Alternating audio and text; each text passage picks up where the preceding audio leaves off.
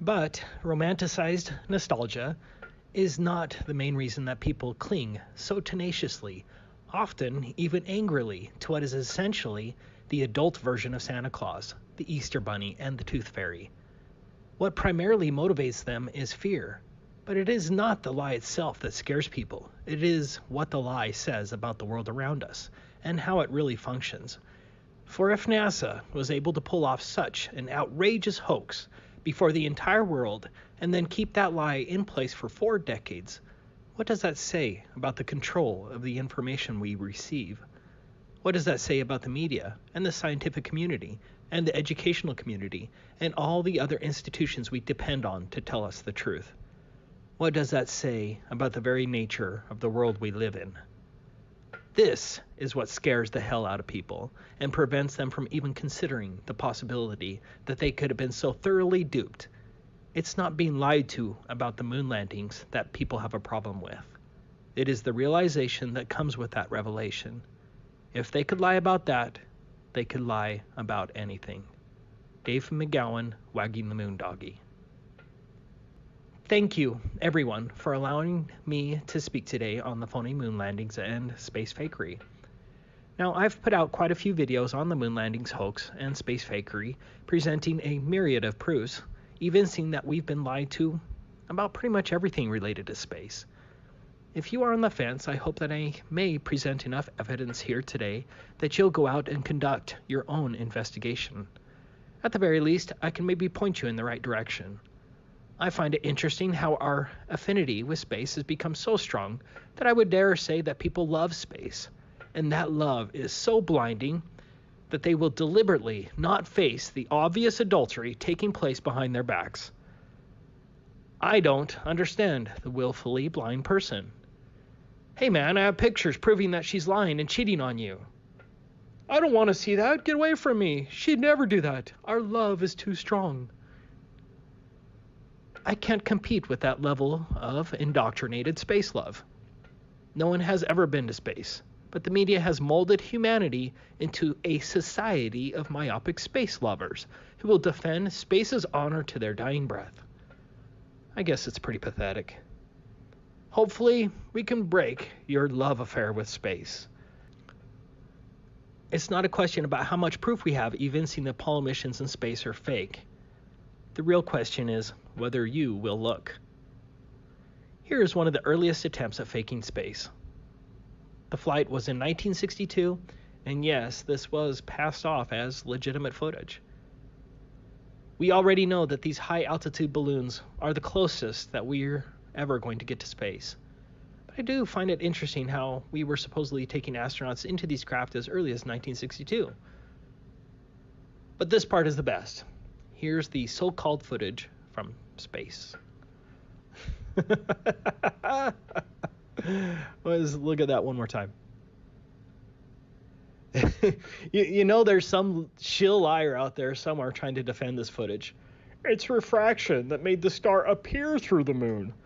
And that's why the footage looks like it was taken from the Twilight Zone television show. Obviously, the level of fakery has gotten much better since the 1960s, but mistakes are still being made. The proof isn't what NASA got right. The proof is what NASA got wrong. Because if NASA faked any of it, then we rightfully should assume that NASA faked all of it. NASA is a criminal organization. Every one of its executives should be thrown in slave labor camps until they pay back all of the money they stole under false pretense from the American taxpayer. Let's begin with the laughable Apollo moon missions. I don't believe there's a single genuine person who has diligently looked into the moon landings hoax evidence and still believed in the Apollo missions. The moon landings are patently ridiculous. You just need to be able to set aside your indoctrination and spend some time researching it with a skeptical but open mind. For goodness sakes, the last time man was allegedly on the moon was December 14th, 1972. It has been nearly 47 years since man was supposedly on the moon using only 1960s technology, which astronaut Donald Pettit says NASA destroyed. That fact alone says they lied and shifts the burden of proof to NASA. There is no plausible excuse. NASA steals $59.7 million per day from the American taxpayer. They certainly have enough money to repeat what was already done back in 1969. Oh yeah, I forgot what Don Pettit said. That amazing technology was destroyed. Back in February 2001, there was a special on Fox that was called Conspiracy Theory, Did We Land on the Moon? I watched that show when it aired, and I thought the Fox show raised some excellent points. However, a couple years later, I came across a debunking article by Phil Plait on the website Bad Astronomy. This article is still cited as the creme de la creme of debunking articles. I read through it all and became convinced that there was an answer to all of those conspiracy allegations. At least that's what I hoped. At that time, Phil Plait was my hero. He saved me from the crazy moon landing conspiracy theorists. From that time, we saw many other so-called debunking experts rise up, like the Mythbusters, Snopes.com, Metabunk, Popular Science, and many more. I mean, who can doubt the sincerity of the Mythbusters, Jamie and Adam, right? Damn liars. But let me get back to my story. For several years, I was one of those pompous people who scoffed at moon landing deniers because I read that article from Phil Plait. Then one day, another lawyer recommended that I read a series of articles on the fossil fuel hoax written by a Dave McGowan. I actually don't know if you can still read those articles, but what McGowan wrote made absolute sense, that there is no such thing as a fossil fuel. It is an utter hoax. We could devote a whole conference to that subject. But then I changed my life forever, because I clicked on another article by Dave McGowan titled, Wagging the Moon Doggy. David tragically died a few years ago from cancer, but I hope his work will be remembered for 100 years. That is, if it can survive the coming internet purge. I highly recommend you read the entire Wagging the Moon Doggy series while you still can. And if you prefer, I have the full narration on my YouTube channel. You can ignore everything I say here, but please, go read the Wagging the Moon Doggy series because it is awesome. I'm going to cover many of the points made by David McGowan, but I can't compete with his humor. Even though he believed in space, McGowan was brilliant. But above all else, David introduced me to these two laughable Apollo photographs that destroyed the NASA moon landings forever for me. I certainly didn't see these photographs on Phil Plait's website or on the Mythbusters. This here is the official lunar lander. When I usually show this to people, they automatically think it's a joke. No, seriously, this is an official photograph of the Apollo lunar lander. Fortunately, they took a close-up photograph as well. Curtain rods, aluminum foil, tar paper, scotch tape, some useless abstract art sculptures that do nothing but look spacey, and some very poor construction. Look at the paneling. It's a disaster. If someone sheetrocked your basement like this, you'd demand your money back. But this is supposed to be an amazing spaceship constructed by the best engineers and scientists. It's absolute garbage, a shameful prop made by a high school drama club. Looking at the photographs side by side, it's unbelievable to me that they got away with this for so long. Are academics, scientists, and engineers so institutionalized that they can't see how absurd this is? It's incredibly stupid. I'm sorry, but this is not a spaceship, so this brings me to proof number 1, the lunar lander joke. There are so many problems that this entire presentation could be on the lunar lander. The first huge problem I want to discuss about the lunar lander is the fact that it was never flown on Earth. Not even once. Please go and try to find a video of astronauts getting some flight time in this piece of junk. Just think about it. This drama prop was never, even allegedly, flown by an astronaut on Earth in front of a camera. In fact, besides NASA's alleged dubious pictures in space, there is zero proof that this alleged vehicle could actually fly. This comical contraption, after traveling 234,000 miles in space, supposedly fell from lunar orbit at 4,000 miles per hour, and this difficult maneuver was never practiced. The lunar lander landed in poor visibility on very rough, crater and boulder infested terrain that was all the same Portland cement color. Just imagine how easy it would have been to hit a boulder or fall into a crater when you only have these small windows flying over terrain that all looks like Portland cement. This difficult type of landing was never practiced. The lunar lander ascent stage then supposedly blasted off the moon, again achieving 4,000 miles per hour to rendezvous up in space with a spaceship that had been orbiting the moon dozens of times.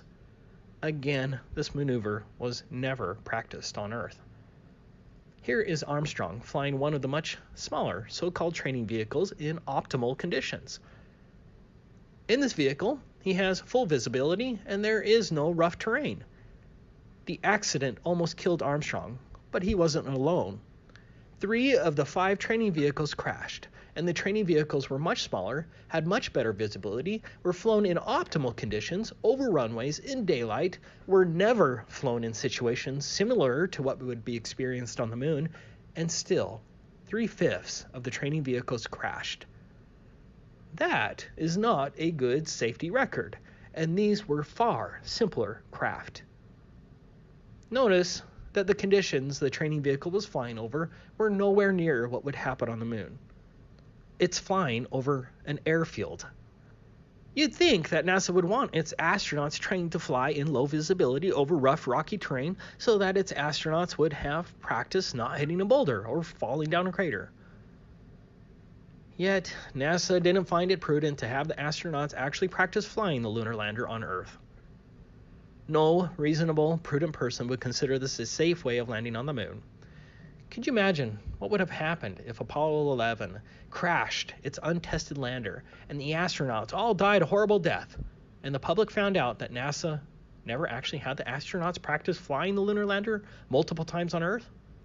NASA would have been defunded forever, and its managers would have probably gone to prison. There's simply no way that NASA would have taken such a risk, and there was only one way NASA was guaranteed 100% success, and that is by faking it. Next, they want you to believe that this piece of junk could support life up to 3 days on the moon.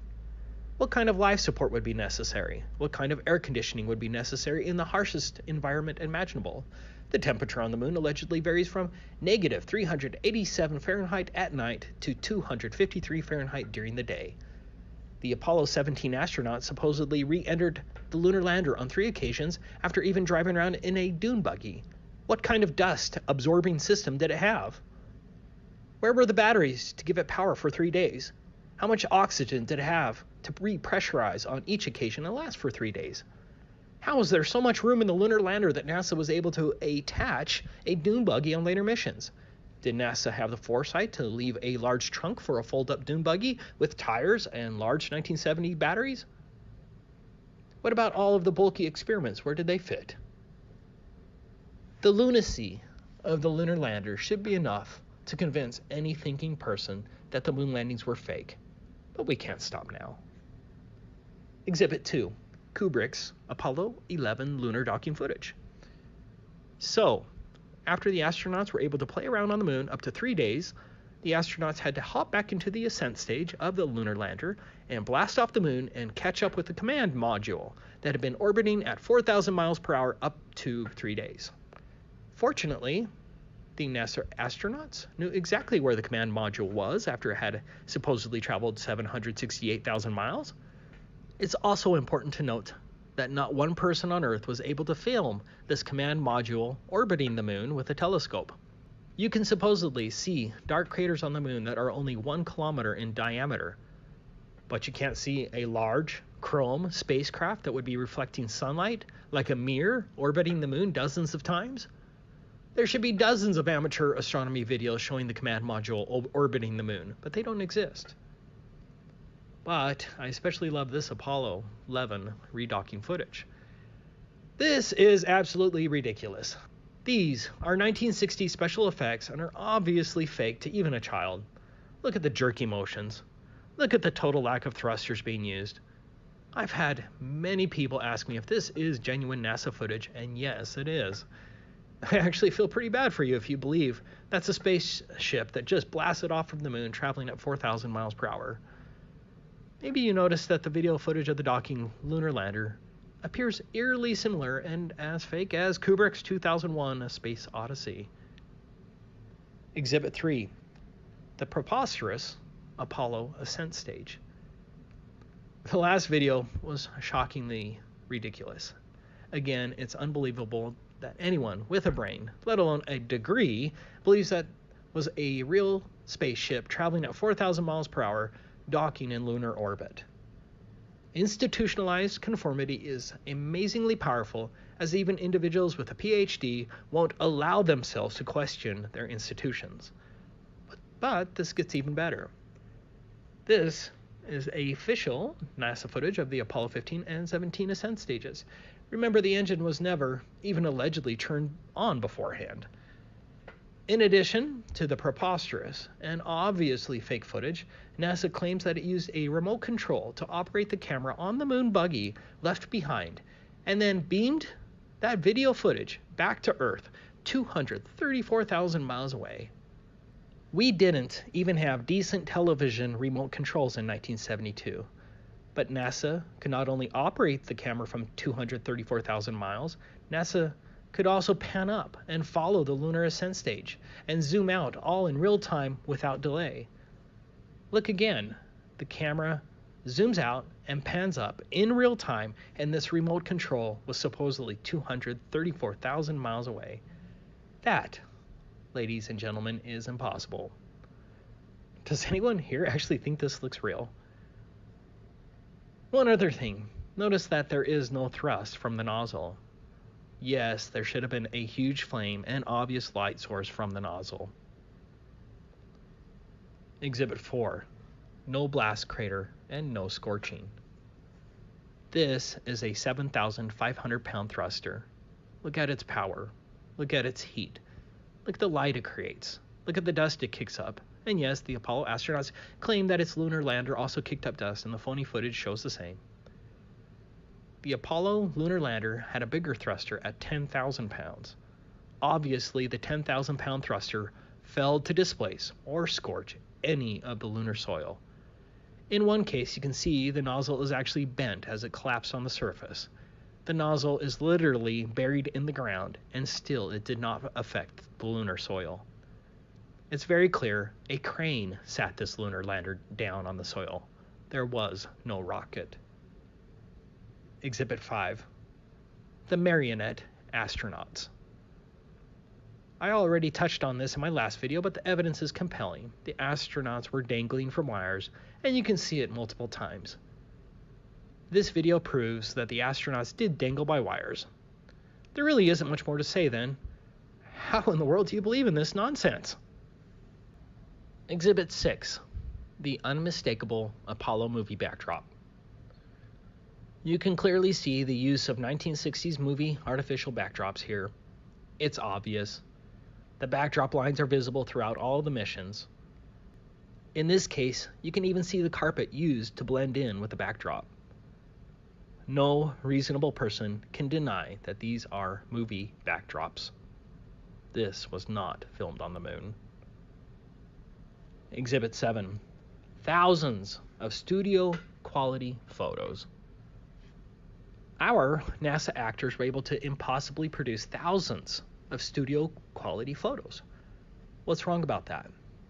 It is the fact that the astronauts did not have the ability to use the viewfinder to frame their shots, or to manually adjust aperture, focus, or shutter speed, and do so all without the benefit of secondary light sources.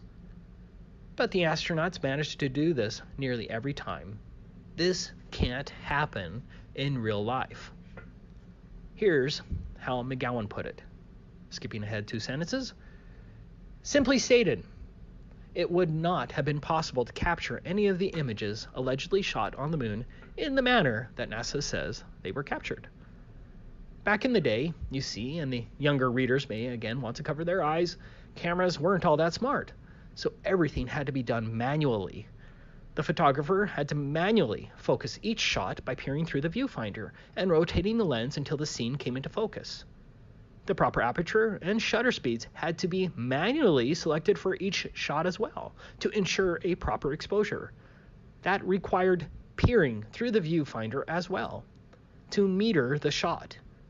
Finally, each shot had to be properly composed and framed, which obviously also required looking through the viewfinder. The problem for the astronauts is that the cameras were mounted to their chests, which made it impossible to see through the viewfinder to meter, frame, and focus the shots. Everything, therefore, was pretty much of a guess. Focusing would have been entirely guesswork, as would the framing of each shot. An experienced photographer can accurately estimate the exposure settings, but the astronauts lacked such experience, and they were also handicapped by the fact that they were viewing the scenes through heavily tinted visors, which meant that what they were seeing was not what the camera was seeing. To add to their troubles, they were wearing space helmets that seriously restricted their field of vision, along with the enormously bulky pressurized gloves that severely limited their manual dexterity. The odds then of getting even one of the three elements, exposure, focus, and framing, correct under those conditions on any given shot would have been exceedingly low. And yet, amazingly enough, on the overwhelming majority of the photos, they got all three right. The fact that NASA astronauts took 5,771 photos is another major issue as well. Here's how one commenter put it. NASA wants the world to believe that 5,771 photographs were taken in the combined time of 4,834 minutes over an alleged 6 missions. This equates to Apollo 11, one photo every 15 seconds, Apollo 12, one photo every 27 seconds, Apollo 14, one photo every 62 seconds, Apollo 15, one photo every 44 seconds, Apollo 16, one photo every 29 seconds, Apollo 17, one photo every 26 seconds.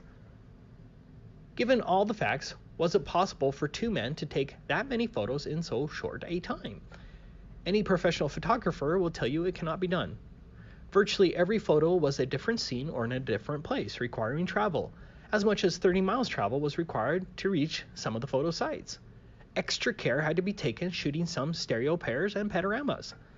Each perfectly exposed and perfectly framed picture was taken on a chest-mounted camera without a viewfinder, using manual camera settings with no automatic metering, while wearing a bulky spacesuit and stiff, clumsy gloves. The agency wants the world to believe that 5,771 perfectly exposed and perfectly framed photographs were taken in 4,834 minutes. If nothing but photography had been done, such a feat is clearly impossible, made even more so by all the documented activities of the astronauts. Imagine 1.19 photos every minute that men were on the moon. That's one picture every 50 seconds. The secret NASA tried to hide has been discovered. The quantity of photos purporting to record the Apollo lunar EVAs could not have been taken on the moon in such an impossible time frame. Exhibit 8. The Liars Press Conference. One of NASA's biggest blunders in 1969 was the fact that it didn't hire very good actors. On August 12, 1969, Neil Armstrong, Michael Collins, and Buzz Aldrin attended their first major press conference. This is the first big conference of the Apollo 11 astronauts, and it was only 2 days after the astronauts were released from quarantine. Their faces tell it all. They are not happy with what they are doing. They look like they were being forced to tell a lie, and they showed no excitement that would accompany 3 men who walked on the moon. But the funniest part to me is when one of the reporters asked whether they could see stars while on the surface of the moon. Armstrong said that he couldn't recall seeing stars, and then Michael Collins added that he didn't remember seeing any. You can see Armstrong was bothered by Collins's answer. Collins's answer is hilarious because Michael Collins was never on the surface, and so he had no reason to answer the question. In addition, Michael Collins was the pilot of the command module, and he would have allegedly seen the most amazing show of stars on the dark side of the moon, better than any person that had lived up till that time. Michael Collins supposedly saw the dark side of the moon 27 times, and he doesn't remember seeing any stars. Exhibit 9. The Ridiculous Lunar Rover. First, How in the world did NASA plan for a fold-up dune buggy to attach only on the later Apollo flights? The lunar rover was only used on Apollo 15, 16, and 17. Are we to believe that NASA left a big trunk for a fold-up dune buggy in the designs of the lunar lander? It had wheels, it had batteries, it had seats, a satellite dish, and other components in addition to the frame. That's not something that you fit in your luggage. Next, the fold-up dune buggy was on one side of the craft. Was it not a concern for NASA to test fly the lunar lander with extra weight on one side of the craft? Of course, NASA never thought it necessary to perform even one test flight. Next, there was no scientific purpose of the lunar rover other than it looked neat for the movie cameras. This is another instance where you need to apply some common sense. By introducing a moon buggy, which had no scientific purpose, NASA was taking the unreasonable and reckless risk that one of its astronauts would get injured, jostled, cause a malfunction in one of the packs, or break down.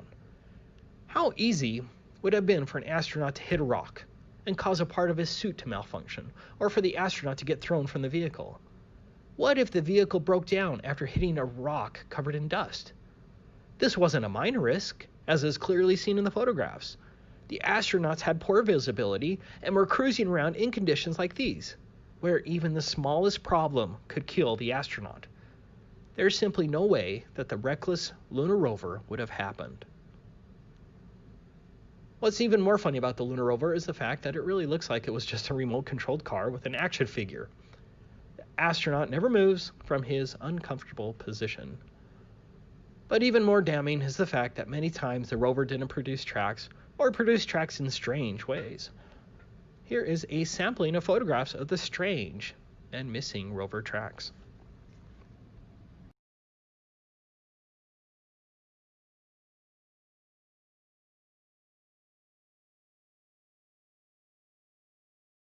Exhibit 10, proof of secondary light sources.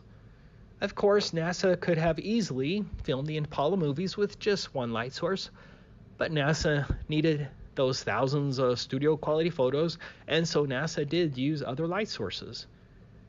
Mythbusters tried to deceive its audience by busting this photograph by using a grainy, darkened version, and still failed to create the lighted astronaut as depicted in the demonstration. I changed out the darkened NASA photo used by Mythbusters and replaced it with the NASA original. Do you see the huge difference? Now, compare the original NASA photo with the Mythbusters version. Mythbusters certainly did not bust this argument whatsoever, and Mythbusters lied about it. But what's more telling is what Mythbusters ignored, and that's this photograph. This one photograph proves the entire Apollo mission's false, as it is 100% impossible for that astronaut to be lit up like that on the shaded side of the lunar lander without additional light sources. Exhibit 11. The tinfoil thin lander. According to McGowan, another curious fact that first on the moon made note of was that, according to Harold Loden, Apollo 11 mission controller, the skin on the crew cabin of the lunar module was very thin, and that was all done because of weight savings. Another talking head added that if you really took your finger and poked hard at it, you could poke right through the outer skin of the spacecraft. It was about the thickness of 2 layers of aluminum foil. Project manager Thomas Kelly concurred, noting that the aluminum alloy skin of the crew compartment was about 12 1/1000ths of an inch thick. That's equivalent to about 3 layers of Reynolds wrap that you would use in your kitchen. Astronaut Lavelle stated, "Whenever I saw a model of the lunar module, it had these rigid sides, and it really looked strong. Turns out that external portions of the lunar module are made up of mylar and cellophane, and it's put together with scotch tape and staples. We'd had to have pads on the floor, because if you dropped a screwdriver, it would go right through the floor." And astronauts lived in this for days with multiple repressurizations, and merely dropping a screwdriver would kill them. As pointed out by David McGowan, the lunar lander actually failed the Grumman pressure test, which blew out a window, and no one seemed to care, as no design changes were ever made. Come on. Exhibit 12. the inverse square law of light. I think it was maybe Jeranism or Globebusters or both who first mentioned this, but this is a terrific proof of the fake moon landings, and it deals with how much illumination there would have been on the lunar surface according to the heliocentric model. The inverse square law describes the intensity of light at different distances from a light source. Every light source is different, but the intensity changes in the same way, meaning this is a law for all light sources. The intensity of light is inversely proportional to the square of the distance. This means that as the distance from a light source increases, the intensity of light is equal to a value multiplied by 1 divided by d squared. Here are the simple equations. As an example, if you place a 100 lumen bulb in a floodlight that shines on only 1 square meter of surface, that surface will be lit at 100 lux. However, if you back the floodlight away to shine on 4 square meters, the surface is now lit with 25 lux. The full moon, which is supposed to be reflecting sunlight, has an illuminance up to 1 lux on the Earth's surface. That's not substantial, but a full moon has enough illuminance to read from it here on Earth. It is allegedly 376,285 kilometers to the moon, from Earth's surface to moon surface. Let's assume our Apollo astronaut is 0.01 kilometers, or 1 meter, above the surface of the moon. We now plug the numbers into our inverse square law equation to find the intensity of the moonlight at the surface, solving for intensity at distance 2. I have the numbers on the printout, but you can see for yourself the problem. Sunlight has an illuminance up to 128,000 lux on Earth. That's pretty bright. That's as bright as it gets. Assuming my math and figures are right, applying the inverse square law, the Apollo astronauts would have experienced 1,106,175,009,570 times more illuminance on the moon's surface than direct sunlight on Earth. Essentially, based on the inverse square law, at the moon's surface, the light would have been the most blinding light imaginable, and there should have been no photographs possible on the lunar surface. This proves, based on physical laws, without a doubt, that there were no Apollo moon landings. There are so many more proofs that I haven't listed, but I'm getting tired. Here are just a few more quick points. Go to this website, aulis.com, is the best moon landings debunking website out there. There are many articles written by PhDs and other experts in the field, but this was one of my favorite articles. Using parallax laws, the study concluded the following. The Apollo 15 photographic record does not depict real lunarscapes with distant backgrounds, located more than a kilometer away from the camera. These pictures were, without a doubt, taken in a studio set up to 300 meters in size. A complex panorama mimicking the lunarscape shows degrees of movement, such as horizontal and vertical changes, to give an impression of imaginary distance to the objects and perspective. Stereo parallax proves the Apollo mission's fake. One of the most common objections to the fake moon landings argument is that NASA has hundreds of supposed moon rocks. Of course, no one knows where these rocks are, and no one is allowed to actually independently investigate these moon rocks, but NASA itself destroyed this biggest proof of theirs when it gave one of its so-called moon rocks to a Dutch museum that actually analyzed the rock. As it turns out, the Dutch were given a glorious piece of petrified wood that most certainly didn't come from the moon. When one rock is proven fake, then we, the people, must rightfully assume that the rest of these alleged rocks are also fake. Building on the fact that you can see the 1960s movie backdrops repeatedly during the Apollo missions, we run into another problem. NASA reused same backdrops for different locations. Here's a good example. Another point that isn't discussed much, but I think it is a real issue for anyone who has been on a 12-hour flight, you know what I'm talking about. It is the human impossibility of sitting in a confined space for 12 days straight. Astronaut Ronald Evans on Apollo 17 supposedly sat like this for 12 days and 13 hours. I don't think that's humanly possible, and no one discussed this extreme torture. Finally, go through all of the photographs analyzed by Jack White, found on the AULIS website. It's fantastic, and it would take me hours to go through them all. Hopefully, there's no one left here that still believes in the Apollo moon landings. If you do, I'm sorry. I truly am. Once we agree that they faked the moon landings, and you have to be suffering from a major case of cognitive dissonance not to see that NASA did indeed fake it all, the next question I like to ask is, what are the reasonable implications of the fake moon landings? Here are my 10 implications. First, NASA has perpetrated a tremendous fraud on the world and cannot be trusted. All NASA missions should be presumed fraudulent unless proven otherwise with overwhelming evidence. Second, there will not be a Mars landing anytime soon, and it is right to assume that there is no rover on Mars or even satellite probes being sent throughout the solar system with obvious fake CGI images of space and the planets. Third, all first and second world countries failed to reveal the big Apollo lies and are controlled in some manner. All other landings by China, Japan, Russia, etc. are also likely fraudulent. Fourth, there was no big space race between the Americans and the Russians. It was fake. There was no benign reason to allegedly beat the Russians to the moon by faking the Apollo missions. The Russians were in on the deception, as evidenced by Luna 16. And if you don't know what Luna 16 was, here it is. I always have to laugh at the giant penis. You can't unsee that. Sorry.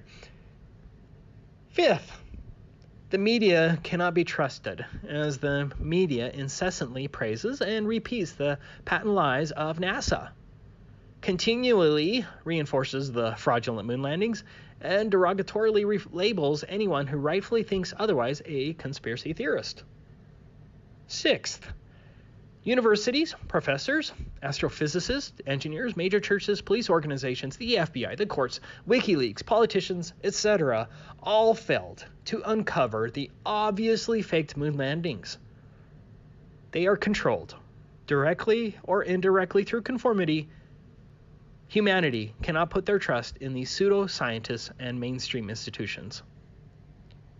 Seventh, SpaceX and every other mainstream source has failed to reveal the fake moon landings. SpaceX receives substantial funding from NASA. SpaceX even speaks of a future Mars mission. SpaceX is also likely fraudulent. Eighth, there were no pictures of the Earth taken from space during the Apollo missions, including the famous 1972 Apollo, the Blue Marble photograph. Ninth, governments and their lying lackeys and shills can get away with big effing lies. Finally, every thinking independent person should now question all government and academic claims of space, the nature of the universe, the solar system, satellites, the Hubble telescope, the space shuttle, the ISS, and even the fundamental shape of the Earth. Skepticism is the only reasonable position, not conformity. Yes, the space fakery has continued since the Apollo missions. There are so many examples of space fakery now that it is hard to choose which ones to share. I think my favorite one is this augmented reality fail, as the ISS astronaut on the left grabs nothing from the other astronaut and sets nothing down. I love the guy in the background that is zooming around here on a harness back and forth. This wasn't a good day for NASA. And I think I just caught a new mistake. Maybe someone else has already pointed it out. But do you remember this disappearing astronaut? It's a continual shot. And so the naysayers can't claim that it's just splicing two clips together. But here's a similar one, just not as obvious. Do you see how his foot becomes see-through? Anyways, I could go on for days on all the space fakery from all the different nations. Unmistakable, permed hair that flows nothing like it should in a zero-G environment. Bubbles in space, repeated CGI mistakes.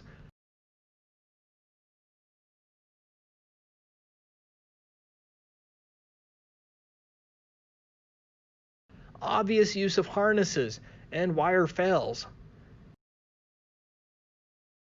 evident use of blue screen technology, the reckless playing with water, the fact that the ISS was never assembled on the ground for extensive testing before it went into space, the impossible longevity of the valves and seals in space, a mistaken reflection of a cameraman off of a cosmonaut's visor, etc. But in the end, it really depends on whether you will allow yourself to investigate the matter. The bottom line is, if they can lie about the Apollo moon missions, the Columbia mission, satellites, ISS, or space, then they could lie about everything. Thank you again for allowing me to speak today, and I especially want to thank Adi Roos for organizing this spectacular event. This has been wonderful. I hope that we can all meet again someday. Thank you very much.